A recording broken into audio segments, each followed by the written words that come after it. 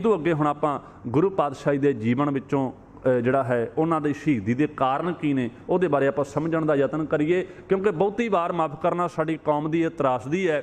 ਅਸੀਂ ਗੁਰੂ ਅਰਜਨ ਦੇਵ ਸੱਚੇ ਪਾਤਸ਼ਾਹ ਦੇ ਸ਼ਹੀਦੀ ਦਿਹਾੜਾ ਮਨਾ ਲੈਂਦੇ ਹਾਂ, ਬੜੀ ਵੱਡੀ ਪੱਧਰ ਤੇ ਸੰਗਤ ਇਕੱਤਰ ਹੋ ਜਾਂਦੀ ਹੈ, ਗੁਰੂ ਘਰਾਂ ਵਿੱਚ ਲੰਗਰ ਲੱਗਦੇ ਨੇ, ਕਥਾ ਕੀਰਤਨ ਦੇ ਪ੍ਰਵਾਹ ਚੱਲਦੇ ਨੇ, ਛਬੀਲਾਂ ਆਪਣੀ ਕੌਮ ਲਾਉਂਦੀ ਹੈ। ਪਰ ਮਾਫ ਕਰਨਾ ਬਹੁਤੀ ਵਾਰ ਸਾਨੂੰ ਇਹ ਨਹੀਂ ਪਤਾ ਹੁੰਦਾ ਕਿ ਗੁਰੂ ਅਰਜਨ ਦੇਵ ਸੱਚੇ ਪਾਤਸ਼ਾਹ ਦੀ ਸ਼ਹੀਦੀ ਕਿਉਂ ਹੋਈ। ਤੇ ਮਾਫ ਕਰਨਾ ਉਦੋਂ ਵੀ ਵੱਡੀ ਦੁੱਖ ਦੀ ਗੱਲ ਹੈ ਵੀ ਕਈਆਂ ਨੂੰ ਤਾਂ ਇਹ ਵੀ ਨਹੀਂ ਪਤਾ ਹੁੰਦਾ ਵੀ ਅੱਜ ਦਿਹਾੜਾ ਕਿਹੜਾ ਹੈ। ਬਸ ਇੰਨਾ ਪਤਾ ਹੈ ਵੀ ਅੱਜ ਤਾਂ ਛਬੀਲ ਵਾਲਾ ਗੁਰਪੁਰਬ ਹੈ, ਬਹੁਤਿਆਂ ਨੂੰ ਤਾਂ ਇਹੀ ਪਤਾ ਹੁੰਦਾ ਵੀ ਅੱਜ ਗੁਰਦੁਆਰਾ ਸਾਹਿਬ ਲੰਗਰ ਹੈ, ਅੱਜ ਗੁਰਦੁਆਰਾ ਸਾਹਿਬ ਸਮਾਗਮ ਹੋ ਰਿਹਾ ਹੈ, ਅੱਜ ਕੋਈ ਦਿਹਾੜਾ ਹੈ। ਮਾਫ ਕਰਨਾ ਬਹੁਤਿਆਂ ਨੂੰ ਪਤਾ ਹੀ ਨਹੀਂ ਹੁੰਦਾ ਵੀ ਅੱਜ ਸ਼ਹੀਦੀ ਦਿਹਾੜਾ ਕਿਹੜਾ ਹੈ, ਕਿਹੜੇ ਗੁਰੂ ਪਾਤਸ਼ਾਹ ਦੀ ਸ਼ਹੀਦੀ ਹੈ ਜਾਂ ਕੀ ਸਮਾਗਮ ਹੈ, ਇਹ ਨਹੀਂ ਬਹੁਤਿਆਂ ਨੂੰ ਪਤਾ। ਜਿਨ੍ਹਾਂ ਨੂੰ ਪਤਾ ਹੈ ਉਹਨਾਂ ਵਿੱਚੋਂ ਬਹੁਤਿਆਂ ਨੂੰ ਇਹ ਨਹੀਂ ਪਤਾ ਹੁੰਦਾ ਵੀ ਗੁਰੂ ਪਾਤਸ਼ਾਹ ਦੀ ਸ਼ਹੀਦੀ ਕਿਉਂ ਹੋਈ। ਹੁਣ ਥੋੜ੍ਹਾ ਜਿਹਾ ਆਪਾਂ ਇਸ ਗੱਲ 'ਤੇ ਵਿਚਾਰ ਕਰੀਏ। ਜ਼ਿਆਦਾਤਰ ਇਹੀ ਇਤਿਹਾਸ ਵਿੱਚ ਅੱਜ ਤੱਕ ਸੁਣਾਇਆ ਗਿਆ ਹੈ। ਸਾਡੇ ਬਹੁਤੇ ਰਾਗੀ ਢਾਡੀ ਪ੍ਰਚਾਰਕਾਂ ਨੇ ਅੱਜ ਤੱਕ ਸਿਰਫ ਇੰਨੀ ਕੁ ਗੱਲ ਸੁਣਾਈ ਹੈ ਕਿ ਗੁਰੂ ਅਰਜਨ ਦੇਵ ਸੱਚੇ ਪਾਤਸ਼ਾਹੀ ਦੇ ਕੋਲ ਚੰਦੂ ਦੀ ਲੜਕੀ ਦਾ ਰਿਸ਼ਤਾ ਲੈ ਕੇ ਆਏ ਅਤੇ ਪਾਤਸ਼ਾਹ ਜੀ ਨੇ ਰਿਸ਼ਤਾ ਲੈਣ ਤੋਂ ਇਨਕਾਰ ਕਰ ਦਿੱਤਾ ਅਤੇ ਸਤਿਗੁਰੂ ਜੀ ਨੂੰ ਜਿਹੜਾ ਹੈ ਉਹ ਚੰਦੂ ਨੇ ਗੁਰੂ ਪਾਤਸ਼ਾਹ ਨੂੰ ਸ਼ਹੀਦ ਕਰ ਦਿੱਤਾ। ਗੁਰੂ ਪਾਤਸ਼ਾਹ ਦੀ ਉਹ ਮਹਾਨ ਸ਼ਹਾਦਤ ਔਰ ਐਡੀ ਮਹਾਨ ਸ਼ਹਾਦਤ ਨੂੰ ਅਸੀਂ ਸਿਰਫ ਇੱਕ ਨਿੱਜੀ ਲੜਾਈ ਜਾਂ ਇੱਕ ਨਿੱਜੀ ਮਸਲਾ ਬਣਾ ਕੇ ਪੇਸ਼ ਕਰ ਦਿੱਤਾ ਵੀ ਗੁਰੂ ਪਾਤਸ਼ਾਹ ਨੇ ਰਿਸ਼ਤਾ ਨਹੀਂ ਲਿਆ ਅਤੇ ਚੰਦੂ ਨੇ ਜਿਹੜਾ ਹੈ ਗੁਰੂ ਪਾਤਸ਼ਾਹ ਨੂੰ ਸ਼ਹੀਦ ਕਰ ਦਿੱਤਾ। ਇਹ ਤਾਂ ਇੱਕ ਪਰਿਵਾਰਕ ਜਿਹਾ ਮਸਲਾ ਬਣ ਕੇ ਰਹਿ ਗਿਆ, ਇੱਕ ਤਾਂ ਨਿੱਜੀ ਜਿਹਾ ਮਸਲਾ ਬਣ ਕੇ ਰਹਿ ਗਿਆ, ਕੋਈ ਵੱਡੀ ਗੱਲ ਨਹੀਂ ਬਣਦੀ ਇਹ। ਪਰ ਸਤਿਗੁਰੂ ਸੱਚੇ ਪਾਤਸ਼ਾਹੀ ਦੀ ਸ਼ਹੀਦੀ ਦੇ ਕਾਰਨ ਕੀ ਨੇ? ਉਸ ਸਮੇਂ ਦੇ ਵਿੱਚ ਸਤਿਗੁਰੂ ਸੱਚੇ ਪਾਤਸ਼ਾਹ ਜੀ ਐਡੀ ਮਹਾਨ ਸ਼ਖਸੀਅਤ ਨੂੰ ਕੋਈ ਮਾਮੂਲੀ ਬੰਦਾ ਸ਼ਹੀਦ ਕਰ ਜਾਵੇ, ਇਹ ਨਹੀਂ ਹੋ ਸਕਦਾ। ਚੰਦੂ ਕੋਈ ਬਹੁਤਾ ਕੋਈ ਬਾਦਸ਼ਾਹ ਜਾਂ ਕੋਈ ਵੱਡਾ ਨਵਾਬ ਜਾਂ ਕੋਈ ਐਡਾ ਵੱਡਾ ਕੋਈ ਕਰਮਚਾਰੀ ਨਹੀਂ, ਉਹ ਤਾਂ ਇੱਕ ਮਾਮੂਲੀ ਜਿਹਾ ਅਹਿਲਕਾਰ ਹੈ, ਇੱਕ ਮਾਮੂਲੀ ਜਿਹਾ ਕਰਮਚਾਰੀ ਹੈ। ਉਹਦੀ ਸਪੋਰਟ 'ਤੇ ਉਹਦੇ ਪਿਛਲੇ ਪਾਸੇ ਧਿਆਨ ਦਿਆ ਜੇ ਪੂਰੀ ਹਿੰਦੁਸਤਾਨ ਦੀ ਹਕੂਮਤ, ਪੂਰੀ ਹਿੰਦੁਸਤਾਨ ਦੀ ਬਾਦਸ਼ਾਹਤ ਗਵਰਨਮੈਂਟ ਜਿਹੜੀ ਹੈ ਉਹ ਖੜੀ ਹੋਈ ਹੈ ਚੰਦੂ ਦੀ ਸਪੋਰਟ 'ਤੇ। ਇਹ ਵੱਖਰੀ ਗੱਲ ਹੈ। ਜਿਹੜੇ ਸਰੀਰਕ ਤਸੀਹੇ ਦਿੱਤੇ ਹੈ ਉਹ ਚੰਦੂ ਨੇ ਹੀ ਦਿੱਤੇ ਹੈ, ਪਰ ਚੰਦੂ ਸਿਰਫ ਇੱਕ ਮੁਲਾਜ਼ਮ ਹੈ। ਉਹਦੇ ਪਿੱਛੇ ਸਪੋਰਟ ਦੇ ਉੱਤੇ ਪੂਰੀ ਜਿਹੜੀ ਹਿੰਦੁਸਤਾਨ ਦੀ ਗੌਰਮੈਂਟ ਔਰ ਕਈ ਜਿਹੜੀਆਂ ਹੈ ਸਮਕਾਲੀ ਜਥੇਬੰਦੀਆਂ ਗੁਰੂ ਅਰਜਨ ਦੇਵ ਸੱਚੇ ਪਾਤਸ਼ਾਹ ਜੀ ਸ਼ਹੀਦੀ ਦਾ ਕਾਰਨ ਬਣੀਆਂ ਨੇ। ਔਰ ਉਹਦੇ ਵਿੱਚ ਜਿਹੜਾ ਸਭ ਤੋਂ ਮੇਨ ਕਾਰਨ ਹੈ ਗੁਰੂ ਪਾਤਸ਼ਾਹ ਜੀ ਵੱਲੋਂ ਕੀਤਾ ਗਿਆ ਸਿੱਖੀ ਦਾ ਪ੍ਰਚਾਰ, ਸੱਚ ਦਾ ਪ੍ਰਚਾਰ। ਔਰ ਉਸ ਸਮੇਂ ਦੇ ਸਮਕਾਲੀ ਇਤਿਹਾਸਕਾਰ ਦੱਸਦੇ ਹੈ ਗੁਰੂ ਅਰਜਨ ਦੇਵ ਸੱਚੇ ਪਾਤਸ਼ਾਹ ਜੀ ਅਤੇ ਸ਼੍ਰੀ ਗੁਰੂ ਹਰਗੋਬਿੰਦ ਸਾਹਿਬ ਛੇਵੇਂ ਪਾਤਸ਼ਾਹ ਜੀ, ਗੁਰੂ ਪਾਤਸ਼ਾਹੀ ਦਾ ਸਮਕਾਲੀ ਇੱਕ ਅਰਬੀ ਫਾਰਸੀ ਦਾ ਵਿਦਵਾਨ ਹੋਇਆ, ਲਿਖਾਰੀ ਹੋਇਆ, ਉਹਦਾ ਨਾਮ ਸੀ ਮੋਹਸਿਨ ਫਾਨੀ। ਇਹ ਮੁਗਲਿਆ ਹਕੂਮਤ ਦੇ ਵਿੱਚ ਹੋਇਆ ਔਰ ਮੋਹਸਿਨ ਫਾਨੀ ਇਹਦਾ ਨਾਮ ਹੈ, ਫਾਰਸੀ ਦਾ ਇਹ ਵਿਦਵਾਨ ਹੈ। ਅਤੇ ਇਹਨੇ ਉਸ ਸਮੇਂ ਦੇ ਵਿੱਚ ਗੁਰੂ ਅਰਜਨ ਦੇਵ ਸੱਚੇ ਗੁਰੂ ਹਰਗੋਬਿੰਦ ਸਾਹਿਬ ਸੱਚੇ ਪਾਤਸ਼ਾਹ ਦੇ ਸਮੇਂ ਵਿੱਚ ਇਹਨੇ ਆਪਣਾ ਇੱਕ ਗ੍ਰੰਥ ਲਿਖਿਆ, ਉਹਦਾ ਨਾਮ ਹੈ ਦਬਿਸਤਾਨ ਮਜ਼ਾਹਿਬ। ਇਹ ਉਹਦੇ ਗ੍ਰੰਥ ਦਾ ਨਾਮ ਹੈ। ਇਹ ਮੋਹਸਿਨ ਫਾਨੀ ਦਬਿਸਤਾਨ ਮਜ਼ਾਹਿਬ ਦੇ ਵਿੱਚ ਲਿਖਦਾ ਹੈ ਕਿ ਗੁਰੂ ਅਰਜਨ ਦੇਵ ਸੱਚੇ ਪਾਤਸ਼ਾਹ ਦੇ ਸਮੇਂ ਸਿੱਖੀ ਦਾ ਪ੍ਰਚਾਰ ਇੰਨੀ ਵੱਡੀ ਪੱਧਰ 'ਤੇ ਹੋਇਆ ਕਿ ਹਿੰਦੁਸਤਾਨ ਦਾ ਕੋਈ ਇਹੋ ਜਿਹਾ ਸ਼ਹਿਰ ਅਤੇ ਕੋਈ ਇਹੋ ਜਿਹਾ ਪਿੰਡ ਨਹੀਂ ਸੀ ਜਿੱਥੇ ਕੁਝ ਨਾ ਕੁਝ ਗੁਰੂ ਨਾਨਕ ਨਾਮ ਲੇਵਾ ਸਿੱਖ ਸੰਗਤ ਨਾ ਰਹਿੰਦੀ ਹੋਵੇ। ਇੰਨੀ ਵੱਡੀ ਪੱਧਰ 'ਤੇ ਸਿੱਖੀ ਦਾ ਪ੍ਰਚਾਰ ਹੋਇਆ। ਧਿਆਨ ਦਿਆ ਜੇ ਅੱਜ ਅਸੀਂ ਪ੍ਰਚਾਰ ਵਾਲੇ ਪਾਖੇ ਤੋਂ ਜਿਹੜਾ ਹੈ ਬਹੁਤ ਅਵੇਸਲੇ ਹੋ ਚੁੱਕੇ ਹਾਂ। ਗੁਰੂ ਨਾਨਕ ਦੇਵ ਸੱਚੇ ਪਾਤਸ਼ਾਹ ਜੀ ਨੇ ਵੀ ਦੇਖੋ ਪ੍ਰਚਾਰ ਕੀਤਾ, ਆਪ 4 ਉਦਾਸੀਆਂ ਕੀਤੀਆਂ, ਦੁਨੀਆ ਦੇ ਕੋਨੇ-ਕੋਨੇ ਵਿੱਚ ਜਾ ਕੇ ਸਤਿਗੁਰੂ ਸੱਚੇ ਪਾਤਸ਼ਾਹ ਜੀ ਨੇ ਇਹ ਸਿੱਖੀ ਦਾ ਬੀਜ ਖਿਲਾਰਿਆ, ਨਾਮ ਬਾਣੀ ਦਾ ਛਿੱਟਾ ਦਿੱਤਾ। ਦੂਰ ਦੂਰ ਤੱਕ ਗੁਰੂ ਪਾਤਸ਼ਾਹ ਜੀ ਨੇ ਵੱਖ-ਵੱਖ ਤਰ੍ਹਾਂ ਦੇ ਪ੍ਰਾਣੀਆਂ ਨੂੰ, ਵੱਖ-ਵੱਖ ਤਰ੍ਹਾਂ ਦੇ ਲੋਕਾਂ ਨੂੰ, ਵੱਖ-ਵੱਖ ਭਾਸ਼ਾਵਾਂ ਦੇ ਲੋਕਾਂ ਨੂੰ ਪਾਤਸ਼ਾਹ ਜੀ ਨੇ ਮਿਲ ਕੇ ਸੱਚ ਦਾ ਗਿਆਨ ਦਿੱਤਾ ਔਰ ਉਹ ਲੋਕ ਸਿੱਖੀ ਨਾਲ ਜੁੜੇ। ਫਿਰ ਦੂਜੇ ਪਾਤਸ਼ਾਹ ਜੀ ਨੇ ਉਸੇ ਪ੍ਰਚਾਰ ਲਹਿਰ ਨੂੰ ਫਿਰ ਸਿਸਟਮੈਟਿਕ ਤਰੀਕੇ ਨਾਲ ਤੋਰਿਆ। ਅਤੇ ਤੀਜੇ ਪਾਤਸ਼ਾਹ ਗੁਰੂ ਅਮਰਦਾਸ ਸੱਚੇ ਪਾਤਸ਼ਾਹ ਜੀ ਨੇ ਫਿਰ ਕਿੰਨੀ ਵੱਡੀ ਪੱਧਰ 'ਤੇ ਪ੍ਰਚਾਰ ਕੀਤਾ। ਗੋਇੰਦਵਾਲ ਸਾਹਿਬ ਨੂੰ ਸੈਂਟਰ ਬਣਾ ਕੇ 22 ਮੰਜੀਆਂ ਸਥਾਪਿਤ ਕੀਤੀਆਂ। ਮੰਜੀਆਂ ਦਾ ਮਤਲਬ ਸੀ ਕਿ ਪ੍ਰਚਾਰ ਦੇ ਕੇਂਦਰ, ਪ੍ਰਚਾਰ ਦੇ ਇੱਕ ਜਿਵੇਂ ਕਹਿ ਲਵੋ ਗੋਇੰਦਵਾਲ ਸਾਹਿਬ ਨੂੰ ਹੈੱਡ ਆਫਿਸ ਬਣਾਇਆ ਅਤੇ 22 ਜਿਹੜੇ ਨੇ ਉਹ ਸਬ ਆਫਿਸ, ਅਤੇ ਉਦੋਂ ਅੱਗੇ 52 ਪੀੜ੍ਹੇ ਜਿਹੜੇ ਪ੍ਰਚਾਰ ਦੇ ਅੱਗੇ ਉਪ ਕੇਂਦਰ ਨੇ, ਹੋਰ ਕੇਂਦਰ ਅੱਗੇ ਉਦੋਂ ਵੀ ਜਿਹੜੇ ਹੈ ਲੋਕਲ ਏਰੀਏ ਦੇ ਕਹਿ ਲਵੋ। ਉਹ 22 ਮੰਜੀਆਂ ਅਤੇ 52 ਪੀੜ੍ਹੀਆਂ ਦਾ ਨਾਮ ਇਹਨੂੰ ਦਿੱਤਾ ਗਿਆ। ਜਿਹੜਾ ਹੈ ਮੁੱਖ ਦਫ਼ਤਰ, ਹੈੱਡ ਆਫਿਸ ਅਤੇ ਅੱਗੇ ਜਿਹੜਾ ਹੈ ਉਹ ਜਿਹੜਾ ਹੈ ਦੂਸਰੇ ਛੋਟੇ ਜਿਹੜਾ ਹੈ ਅਫਸਰ, ਇੱਦਾਂ ਦੇ ਜਿਹੜਾ ਹੈ ਕੀਤਾ ਗਿਆ। ਪਾਤਸ਼ਾਹ ਨੇ ਸਿਸਟਮ ਬਣਾਇਆ 22 ਮੰਜੀਆਂ ਅਤੇ 52 ਪੀੜ੍ਹੇ। ਔਰ ਇਹ ਸਿਸਟਮੈਟਿਕ ਤੇ ਨਾਲ ਗੋਇੰਦਵਾਲ ਸਾਹਿਬ ਦੀ ਧਰਤੀ ਤੇ ਗੁਰਬਾਣੀ ਦੀਆਂ ਪੋਥੀਆਂ ਦਾ ਉਤਾਰਾ ਕੀਤਾ ਜਾਂਦਾ। ਜਿਵੇਂ ਅੱਜ ਕੱਲ੍ਹ ਤਾਂ ਆਪਾਂ ਪੋਥੀਆਂ ਪ੍ਰਾਪਤ ਕਰਨੀਆਂ ਹੋਣ, ਗੁਰਬਾਣੀ ਦੀਆਂ ਸੈਂਚੀਆਂ ਸਟੀਕ ਪ੍ਰਾਪਤ ਕਰਨੀਆਂ ਹੋਣ, ਪ੍ਰੈਸਾਂ ਲੱਗੀਆਂ ਨੇ, ਉਹ ਪ੍ਰਿੰਟ ਹੋ ਕੇ ਸਾਨੂੰ ਮਿਲ ਜਾਂਦੀਆਂ ਨੇ। ਪਰ ਉਹਨਾਂ ਸਮੇਂ ਵਿੱਚ ਪ੍ਰੈਸਾਂ ਨਹੀਂ ਸੀ, ਪ੍ਰਿੰਟਿੰਗ ਦਾ ਕੋਈ ਪ੍ਰਬੰਧ ਨਹੀਂ ਸੀਗਾ। ਪਰ ਗੁਰੂ ਪਾਤਸ਼ਾਹ ਜੀ ਨੇ ਵੱਖ-ਵੱਖ ਸਿੱਖਾਂ ਦੀਆਂ ਡਿਊਟੀਆਂ ਲਾਈਆਂ। ਜਿਹੜੇ ਪੜ੍ਹੇ ਸਨ, ਜਿਹੜੇ ਵਧੀਆ ਲਿਖਾਈ ਕਰ ਸਕਦੇ ਸਨ, ਉਹਨਾਂ ਦੀਆਂ ਡਿਊਟੀਆਂ ਲਾਈਆਂ ਪੋਥੀਆਂ ਲਿਖਣ ਦੀ। ਪੋਥੀਆਂ ਲਿਖਣ ਦੀ ਡਿਊਟੀ ਉਹਨਾਂ ਦੀ ਲਾਈ ਤੇ ਵੱਖ-ਵੱਖ ਥਾਵਾਂ ਤੇ ਪੋਥੀਆਂ ਤਿਆਰ ਕਰ ਕਰਕੇ ਪਾਤਸ਼ਾਹ ਜਿੱਥੇ ਜਿੱਥੇ ਸੰਗਤ ਵਿੱਚ ਲੋੜ ਹੁੰਦੀ ਪਾਤਸ਼ਾਹ ਜੀ ਪੋਥੀਆਂ ਭੇਜਦੇ, ਉੱਥੇ ਸਪਲਾਈ ਕਰਦੇ ਪਾਤਸ਼ਾਹ ਜੀ। ਇਹ ਸਿਸਟਮੈਟਿਕ ਤਰੀਕੇ ਨਾਲ ਤੀਜੇ ਪਾਤਸ਼ਾਹ ਜੀ ਨੇ ਪ੍ਰਚਾਰ ਕੀਤਾ। ਫਿਰ ਚੌਥੇ ਪਾਤਸ਼ਾਹ ਜੀ ਨੇ ਫਿਰ ਇੱਕ ਨਵੀਂ ਪ੍ਰਥਾ, ਮਸੰਦ ਪ੍ਰਥਾ ਸ਼ੁਰੂ ਕੀਤੀ, ਜਿਹੜਾ ਹੈ ਦਸਵੰਧ ਇਕੱਠਾ ਕਰਨਾ ਸੰਗਤ ਵੱਲੋਂ, ਜਿਹੜਾ ਹੈ ਇਸ ਢੰਗ ਦੇ ਨਾਲ ਪਾਤਸ਼ਾਹ ਜੀ ਨੇ ਉਹ ਸਿਸਟਮ ਤਿਆਰ ਕੀਤਾ। ਔਰ ਦੂਰ ਦੂਰ ਤੱਕ ਪਾਤਸ਼ਾਹ ਜੀ ਨੇ ਕੁਝ ਸਿੱਖ ਪ੍ਰਚਾਰਕਾਂ ਦੀਆਂ ਡਿਊਟੀਆਂ ਵੱਖ-ਵੱਖ ਇਲਾਕਿਆਂ ਦੇ ਵਿੱਚ ਲਾਈਆਂ, ਜਿਨ੍ਹਾਂ ਵਿੱਚੋਂ ਭਾਈ ਗੁਰਦਾਸ ਜੀ ਦਾ ਮੈਂ ਜ਼ਿਕਰ ਕਰਾਂ, ਉਹਨਾਂ ਦੇ ਆਗਰੇ ਤੇ ਲਖਨਊ ਵਾਲੀ ਸਾਈਡ ਤੇ ਜਿਹੜਾ ਹੈ ਇੰਡੀਆ ਦੇ ਵਿੱਚ, ਉੱਥੇ ਉਹਨਾਂ ਦੀ ਡਿਊਟੀ ਲੱਗੀ ਵੀ ਤੁਸੀਂ ਇਸ ਇਲਾਕੇ ਦੇ ਵਿੱਚ ਜਿਹੜਾ ਹੈ ਜਾ ਕੇ ਪ੍ਰਚਾਰ ਕਰੋ। ਇੱਦਾਂ ਵੱਖ-ਵੱਖ ਇਲਾਕਿਆਂ ਵਿੱਚ ਗੁਰੂ ਰਾਮਦਾਸ ਜੀ ਵੀ ਪ੍ਰਚਾਰ ਦੀਆਂ ਡਿਊਟੀਆਂ ਲਾਉਂਦੇ ਰਹੇ। ਤੇ ਗੁਰੂ ਅਰਜਨ ਦੇਵ, ਇਹ ਜਿਹੜਾ ਪ੍ਰਚਾਰ ਦਾ ਸਿਸਟਮ ਸੀ ਨਾ ਅੱਗੇ, ਇਹ ਗੁਰੂ ਅਰਜਨ ਦੇਵ ਸੱਚੇ ਪਾਤਸ਼ਾਹ ਦੇ ਸਮੇਂ ਤੇ ਇੰਨੀ ਵੱਡੀ ਪੱਧਰ ਤੇ ਫੈਲ ਗਿਆ ਔਰ ਇੰਨੀ ਵੱਡੀ ਪੱਧਰ ਤੇ ਸਿੱਖੀ ਦਾ ਪ੍ਰਚਾਰ ਹੋਇਆ ਪੂਰੇ ਜਿਹੜਾ ਹੈ ਹਿੰਦੁਸਤਾਨ ਦੇ ਅੰਦਰ। ਧਿਆਨ ਦਿਆ ਜੇ ਸਿੱਖੀ ਕਿੱਥੋਂ ਤੱਕ ਫੈਲੀ ਹੋਈ ਆ, ਅਸਾਮ, ਬੰਗਾਲ, ਢਾਕਾ, ਉਹ ਪੂਰੇ ਇੰਡੀਆ ਦੇ ਵਿੱਚ ਔਰ ਪੱਛਮੀ ਦੇਸ਼ਾਂ ਦੇ ਵਿੱਚ, ਮਾਫ ਕਰਨਾ ਪੂਰਬੀ ਦੇਸ਼ਾਂ ਦੇ ਵਿੱਚ, ਬੜੀ ਦੂਰ ਤੱਕ ਜਿਹੜਾ ਹੈ ਸ਼੍ਰੀਲੰਕਾ ਤੱਕ, ਤਾਮਿਲਨਾਡੂ ਤੱਕ, ਦੂਰ ਦੂਰ ਤੱਕ ਜਿਹੜਾ ਹੈ ਸਿੱਖੀ ਦਾ ਪ੍ਰਚਾਰ, ਜਿਹਦਾ ਆਪਾਂ ਇਸ ਗੱਲ ਤੋਂ ਵੀ ਅੰਦਾਜ਼ਾ ਲਾ ਸਕਦੇ ਹਾਂ ਜਦੋਂ ਗੁਰੂ ਗੋਬਿੰਦ ਸਿੰਘ ਸੱਚੇ ਪਾਤਸ਼ਾਹ ਜੀ ਖਾਲਸਾ ਪੰਥ ਦੀ ਸਾਜਨਾ ਕਰਦੇ ਹੈ ਤੇ ਜਿਹੜੇ ਪੰਜ ਪਿਆਰੇ ਨੇ ਉਹ ਕਿੱਥੋਂ ਕਿੱਥੋਂ ਆਏ ਨੇ। ਧਿਆਨ ਦਿਆ ਜੇ, ਕੋਈ ਲਾਹੌਰ ਤੋਂ ਆਉਂਦਾ ਹੈ, ਕੋਈ ਦਿੱਲੀ ਤੋਂ ਆਉਂਦਾ ਹੈ, ਕੋਈ ਜਗਨਨਾਥਪੁਰੀ ਤੋਂ ਆਉਂਦਾ ਹੈ, ਕੋਈ ਬਿਦਰ ਕਰਨਾਟਕ ਤੋਂ ਆਉਂਦਾ ਹੈ। ਭਾਵ ਇਹਦਾ ਮਤਲਬ ਸਿੱਖੀ ਇੰਨੀ ਦੂਰ ਤੱਕ ਫੈਲੀ ਹੋਈ ਹੈ ਔਰ ਇੰਨੀ ਵੱਡੀ ਪੱਧਰ ਤੇ ਜਿਹੜਾ ਹੈ ਸਿੱਖੀ ਦਾ ਪ੍ਰਚਾਰ ਹੋ ਚੁੱਕਾ ਹੈ। ਔਰ ਉਹ ਸਮਕਾਲੀ ਇਤਿਹਾਸਕਾਰ ਲਿਖਦਾ ਹੈ ਦਬਿਸਤਾਨ ਮਜ਼ਾਹਿਬ ਦੇ ਵਿੱਚ ਕਿ ਗੁਰੂ ਪਾਤਸ਼ਾਹੀ ਦੇ ਸਮੇਂ ਤੇ ਸਿੱਖੀ ਦਾ ਪ੍ਰਚਾਰ ਇੰਨੀ ਵੱਡੀ ਪੱਧਰ ਤੇ ਹੋਇਆ ਕਿ ਹਿੰਦੁਸਤਾਨ ਦਾ ਕੋਈ ਸ਼ਹਿਰ, ਕੋਈ ਜਿਹੜਾ ਹੈ ਪਿੰਡ ਐਸਾ ਨਹੀਂ ਸੀ ਜਿੱਥੇ ਕੁਝ ਨਾ ਕੁਝ ਨਾਨਕ ਨਾਮ ਲੇਵਾ ਗੁਰੂ ਕੀ ਸੰਗਤ ਨਾ ਰਹਿੰਦੀ ਹੋਵੇ। ਔਰ ਜਦੋਂ ਇਹ ਪ੍ਰਚਾਰ ਵੱਡੀ ਪੱਧਰ ਤੇ ਹੋਇਆ ਤੇ ਸਮਕਾਲੀ ਜਥੇਬੰਦੀਆਂ ਜਿਹੜੀਆਂ ਸਨ ਹੋਰ ਧਰਮਾਂ ਦੀਆਂ, ਉਹਨਾਂ ਨੂੰ ਜਿਹੜਾ ਹੈ ਬੜਾ ਇਸ ਗੱਲ ਤੋਂ ਦੁੱਖ ਹੋਇਆ ਵੀ ਇਹ ਸਿੱਖੀ ਦਾ ਪ੍ਰਚਾਰ ਇੰਨੀ ਵੱਡੀ ਪੱਧਰ ਤੇ ਹੋ ਰਿਹਾ ਹੈ। ਔਰ ਉਹਦੇ ਵਿੱਚ ਖਾਸ ਕਰਕੇ ਨਕਸ਼ਬੰਦੀ ਲਹਿਰ ਇੱਕ ਜਥੇਬੰਦੀ ਹੈ, ਉਹ ਨਕਸ਼ਬੰਦੀ ਲਹਿਰ ਦੇ ਆਗੂਆਂ ਨੂੰ ਇਸ ਗੱਲ ਦਾ ਬੜਾ ਦੁੱਖ ਹੋਇਆ।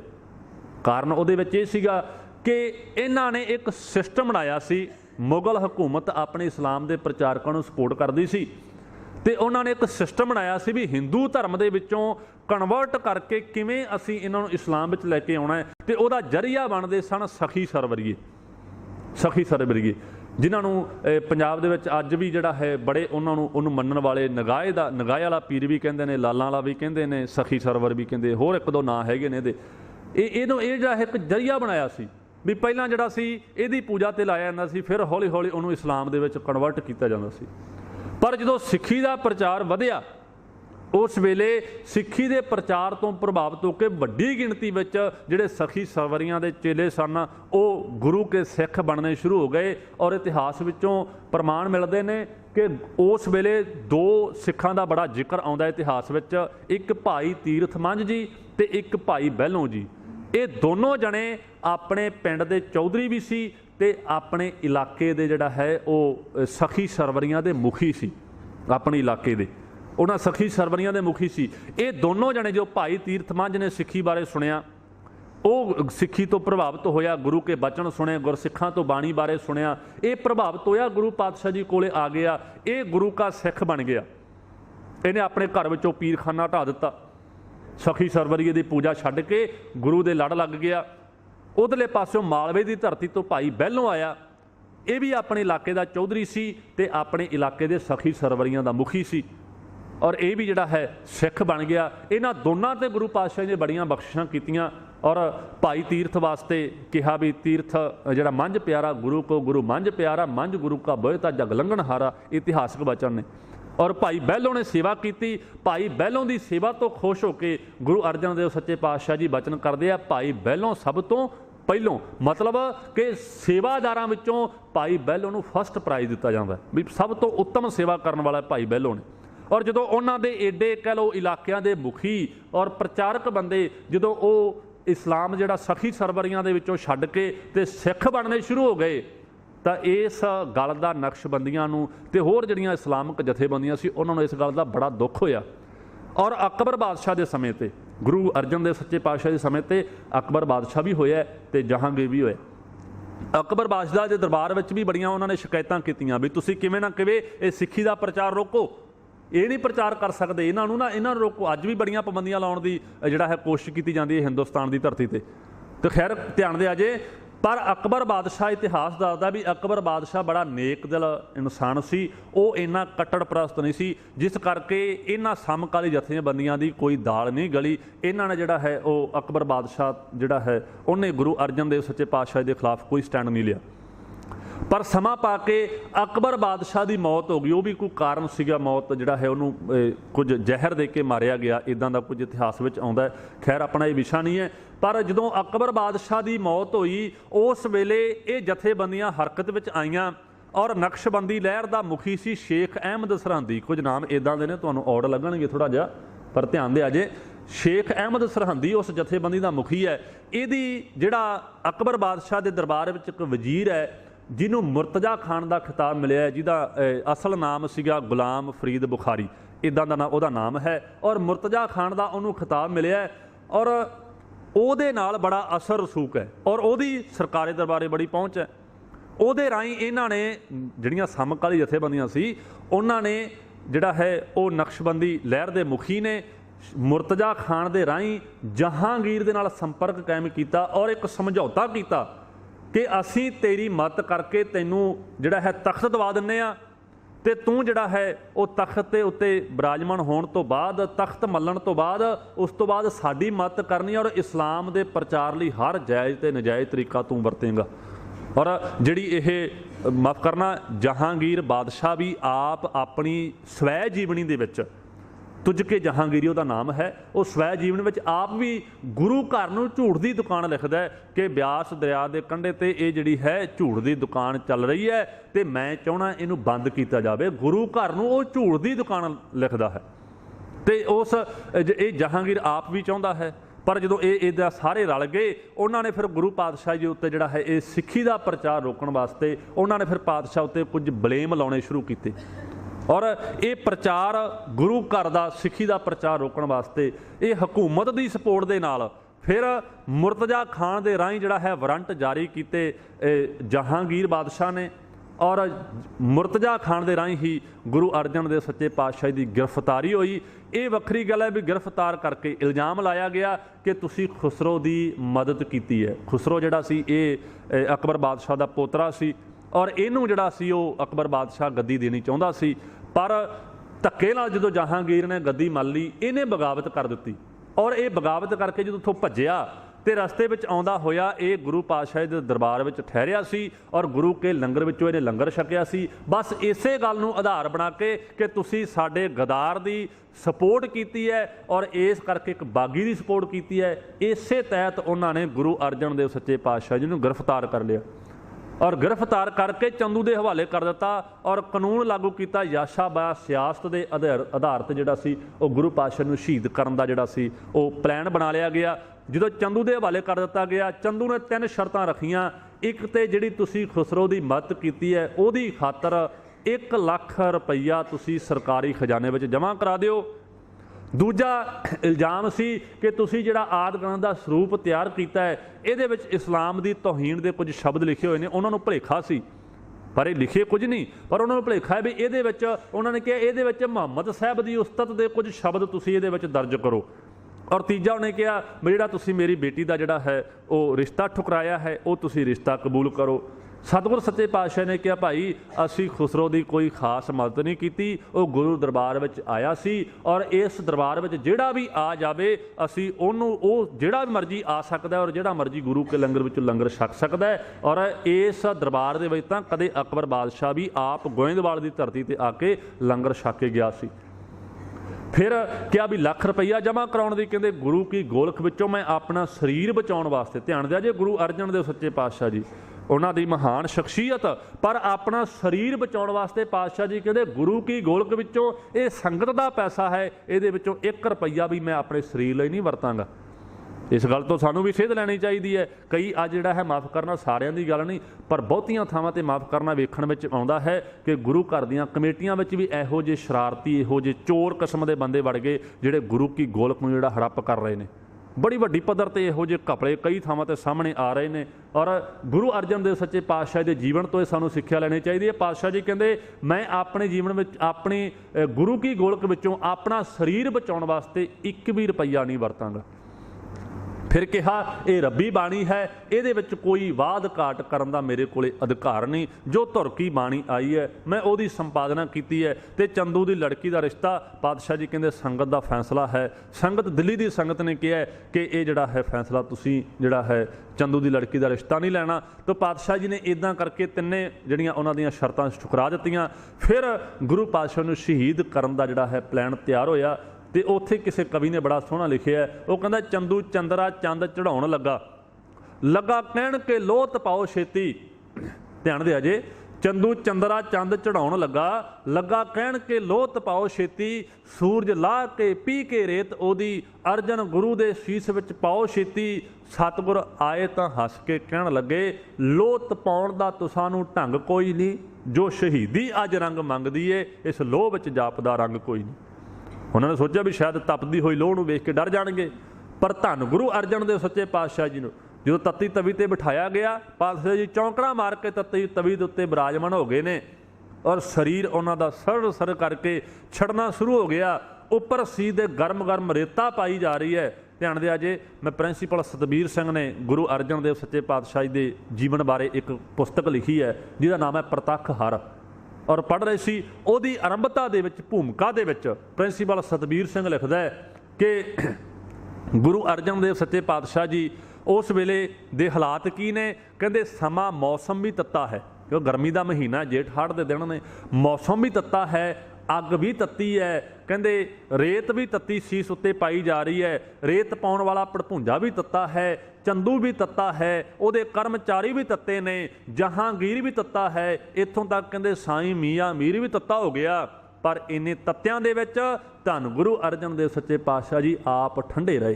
ये प्रिंसीपल सतबीर सिंह अपनी किताब दे विच लिखदे है। तो खैर गुरु अर्जन देव सच्चे पातशाह जी इन्ना कुछ तसीहे झलकी भी ठंडे ने, शरीर सड़ रहा है, उत्ते सीस में गर्म गर्म रेता पाई जा रही है, सीस का मास उखड़ रहा है। किसी कवि ने बड़ा सोहना लिखा है, कहता चारों तरफ आग बरसे, चारों तरफ पाप चारे पासे चारों तरफ आग बरसे, सेक सी तन साड़दा छाले छाले हो गया। जुस्सा सच्ची सरकार का, जुस्सा मतलब बॉडी शरीर, छाले छाले हो गया जुस्सा सच्ची सरकार दा। साईं मियाँ मीर आ हाल डिठा जद यार दा, ओ हो व्याकल रोपिया चीकां ते ताही मारदा। सतगुर हस के कहन लगे मियाँ छोड़ो प्रीति चाम से, की होआ जे तन तप रहा हम शांत हैं हरि नाम से। पातशाह जी कहते तू शरीर तपदा वेखदा है, शरीर तो ठीक है चमड़ी ढल रही है, शरीर सड़ रहा है, पर परमात्मा के नाम की बख्शिश नाल असी अंदर तो शांत हाँ। धन गुरु अर्जन देव सच्चे पातशाह जी तत्ती तवी ते जिहड़े कदे हरमंदर साहब के अंदर बैठ के शब्द उच्चारण करया करते सन, तेरा किया मीठा लग गए।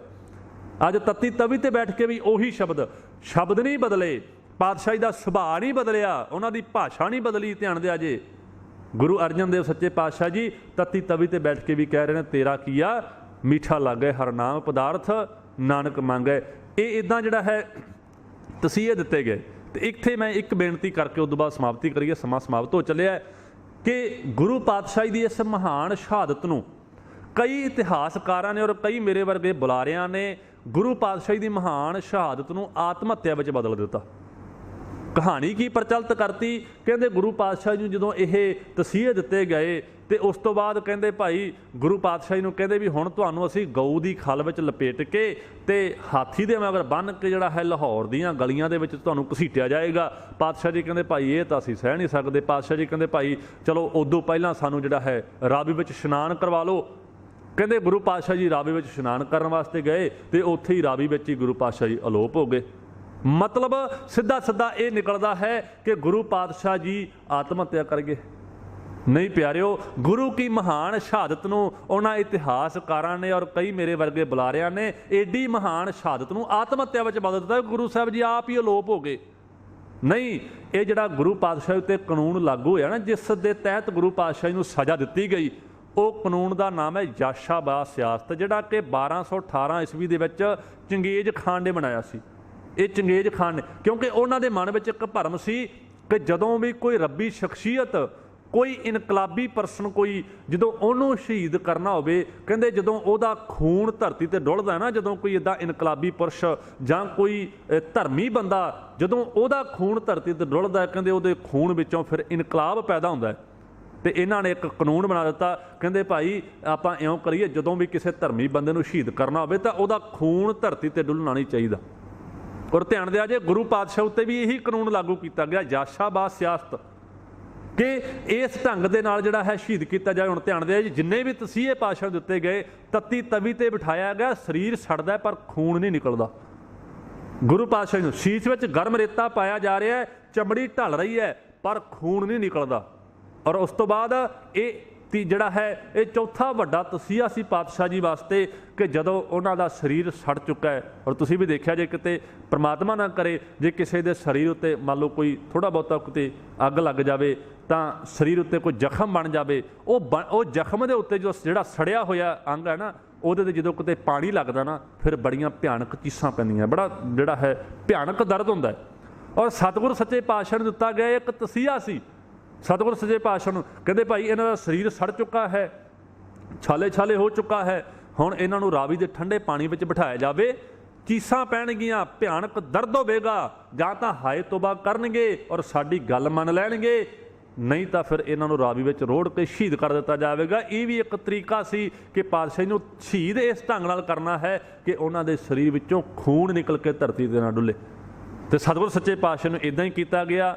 ਸਰੀਰ ਛਾਲੇ ਛਾਲੇ ਹੋ ਚੁੱਕਾ ਹੈ, ਸੜ ਚੁੱਕਾ ਹੈ ਸਰੀਰ, ਬਹੁਤ ਹੀ ਹਾਲਤ ਦੇ ਵਿੱਚ ਚਮੜੀ ਉੱਤੋਂ ਢਲ ਚੁੱਕੀ ਹੈ। ਪਾਤਸ਼ਾਹ ਜੀ ਨੂੰ ਰਾਵੀ ਦੇ ਠੰਡੇ ਪਾਣੀ ਵਿੱਚ ਲਿਆ ਕੇ ਡੁਬੋਇਆ ਗਿਆ। ਉਹਨਾਂ ਦੇ ਮਨ ਵਿੱਚ ਸੀ ਸ਼ਾਇਦ ਗੁਰੂ ਪਾਤਸ਼ਾਹ ਜੀ ਚੀਸਾਂ ਪੈਣਗੀਆਂ, ਧਾਹਾਂ ਮਾਰਨਗੇ, ਉੱਚੀ ਉੱਚੀ ਰੋਣ ਕਰਲਾਉਣਗੇ, ਹਾਏ ਤੋਬਾ ਕਰਨਗੇ। ਪਰ ਪਾਤਸ਼ਾਹ ਜੀ ਰਾਵੀ ਦੇ ਠੰਡੇ ਪਾਣੀ ਵਿੱਚ ਬੈਠ ਕੇ ਵੀ ਕੀ ਕਹਿ ਰਹੇ ਨੇ, ਤੇਰਾ ਕੀਆ ਮੀਠਾ ਲੱਗੈ ਹਰ ਨਾਮ ਪਦਾਰਥ ਨਾਨਕ ਮੰਗੈ। ਤੇ ਧੰਨ ਗੁਰੂ ਅਰਜਨ ਦੇਵ ਸੱਚੇ ਪਾਤਸ਼ਾਹ ਜੀ ਨੂੰ ਜਦੋਂ ਫਿਰ ਇੱਦਾਂ ਬਚਨ ਪੜ੍ਹ ਰਹੇ ਨੇ, ਸਤਿਗੁਰੂ ਜੀ ਨੂੰ ਰਾਵੀ ਦੇ ਪਾਣੀ ਵਿੱਚ ਰੋੜ ਕੇ ਉਹਨਾਂ ਜ਼ਾਲਮਾਂ ਨੇ ਸ਼ਹੀਦ ਕਰ ਦਿੱਤਾ।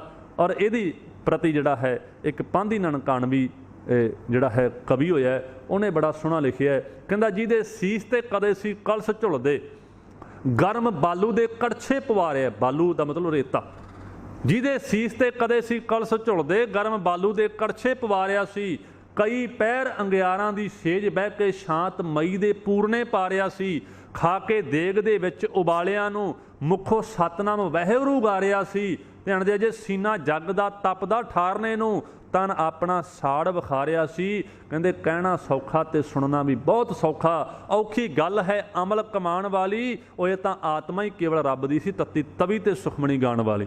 ਧੰਨ ਗੁਰੂ ਅਰਜਨ ਦੇਵ ਸੱਚੇ ਪਾਤਸ਼ਾਹ ਜੀ, ਉਹਨਾਂ ਦੀ ਮਹਾਨ ਸ਼ਹਾਦਤ ਨਾਲ ਆਪਾਂ ਜੁੜ ਬੈਠੇ ਹਾਂ। ਔਰ ਸਤਿਗੁਰ ਸੱਚੇ ਪਾਤਸ਼ਾਹ ਜੀ ਨੇ ਸੱਚ ਦੇ ਪ੍ਰਚਾਰ ਲਈ, ਸਿੱਖੀ ਦੇ ਪ੍ਰਚਾਰ ਲਈ ਸ਼ਹਾਦਤ ਦਿੱਤੀ।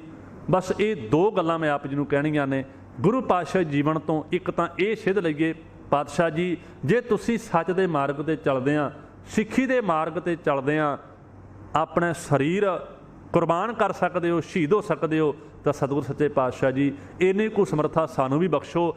ਅਸੀਂ ਵੀ ਸਿੱਖੀ ਕਮਾਉਂਦਿਆਂ ਹੋਇਆਂ, ਸਿੱਖੀ ਦਾ ਪ੍ਰਚਾਰ ਕਰਦਿਆਂ ਆਪਣਾ ਤਨ ਜਿਹੜਾ ਹੈ, ਆਪਣਾ ਸਰੀਰ ਜਿਹੜਾ ਹੈ, ਉਹ ਪੰਥ ਨੂੰ ਸਮਰਪਿਤ ਕਰਕੇ ਜਿਉਂਦਿਆਂ ਆਪਣੇ ਜੀਵਨ ਵਿੱਚ ਕੁਝ ਦੁੱਖ ਤਕਲੀਫ ਆਉਣਗੇ, ਪਰ ਪਾਤਸ਼ਾਹ ਜੀ ਮੈਨੂੰ ਉਹਨਾਂ ਨੂੰ ਜਰਨ ਦੀ ਸ਼ਕਤੀ ਬਖਸ਼ੋ। ਪਾਤਸ਼ਾਹ ਜੀ ਤੇ ਨਾਲ ਨਾਲ ਬੇਨਤੀ ਹੈ, ਏਡੇ ਮਹਾਨ ਸਤਿਗੁਰ ਸੱਚੇ ਪਾਤਸ਼ਾਹ ਜੀ ਜਿਨ੍ਹਾਂ ਦੀ ਮਹਾਨ ਕੁਰਬਾਨੀ ਹੈ, ਔਰ ਏਡੀ ਵੱਡੀ ਕੁਰਬਾਨੀ ਕਰਕੇ, ਏਡੀ ਵੱਡੀ ਸੇਵਾ ਕਰਕੇ ਵੀ ਕੀ ਕਹਿ ਰਹੇ ਨੇ, ਤੇਰਾ ਕੀਤਾ ਜਾਤੋ ਨਾਹੀ। ਔਰ ਨਿਮਰਤਾ ਦੇ ਪੁੰਜ ਪਾਤਸ਼ਾਹ ਜੀ ਉਹਨਾਂ ਦੇ ਇਹਨਾਂ ਬਚਨਾਂ ਨੂੰ ਆਪਾਂ ਵੀ ਇੱਕ ਵਾਰੀ ਦਿਲੋਂ ਹੋ ਕੇ ਗਾ ਲਈਏ। ਉਸ ਤੋਂ ਬਾਅਦ ਸਮਾਪਤੀ ਹੈ। ਇੱਕ ਵਾਰੀ ਸਾਰੀ ਸੰਗਤ, ਵੈਸੇ ਆਪਾਂ ਬਚਨ ਇਹਨਾਂ ਨੂੰ ਕਈ ਵਾਰੀ ਪੜ੍ਹਿਆ ਹੈ, ਤੁਸੀਂ ਇਹਦੇ ਅਰਥ ਵੀ ਜਾਣਦੇ ਹੋ, ਪਰ ਅੱਜ ਇਹਨਾਂ ਬਚਨਾਂ ਨੂੰ ਗੁਰੂ ਅਰਜਨ ਦੇਵ ਸੱਚੇ ਪਾਤਸ਼ਾਹ ਜੀ ਨੂੰ ਯਾਦ ਕਰਕੇ ਤੇ ਇਹਨਾਂ ਬਚਨਾਂ ਨੂੰ ਆਪਣੇ ਅੰਦਰ ਤੋਂ ਉਚਾਰਨ ਕਰੀਏ। ਸਾਰੀ ਸੰਗਤ ਗੱਜ ਕੇ ਆਖੋ ਜੀ, ਤੇਰਾ ਕੀਤਾ ਜਾਤੋ ਨਾਹੀ, ਤੇਰਾ ਕੀਤਾ ਜਾਤੋ ਨਾਹੀ, ਮੈਨੋ ਜੋਗ ਕੀਤੋ ਹੀ, ਮੈਂ ਨਿਰਗੁਣ ਯਾਰੇ ਕੋ ਗੁਣ ਨਾਹੀ, ਆਪੇ ਤਰਸ ਪਇਓਈ ਤਰਸ ਪਿਆ ਮਿਹਰਾਮਤ ਹੋਈ, ਸਤਿਗੁਰ ਸੱਜਣ ਮਿਲਿਆ ਨਾਨਕ ਨਾਮ ਮਿਲੈ ਤਾਂ ਜੀਵਾਂ, ਤਨ ਮਨ ਥੀਵੈ ਹਰਿਆ। ਇੰਨੀ ਹਾਜ਼ਰੀ ਪ੍ਰਵਾਨ ਕਰਿਆ ਜੇ।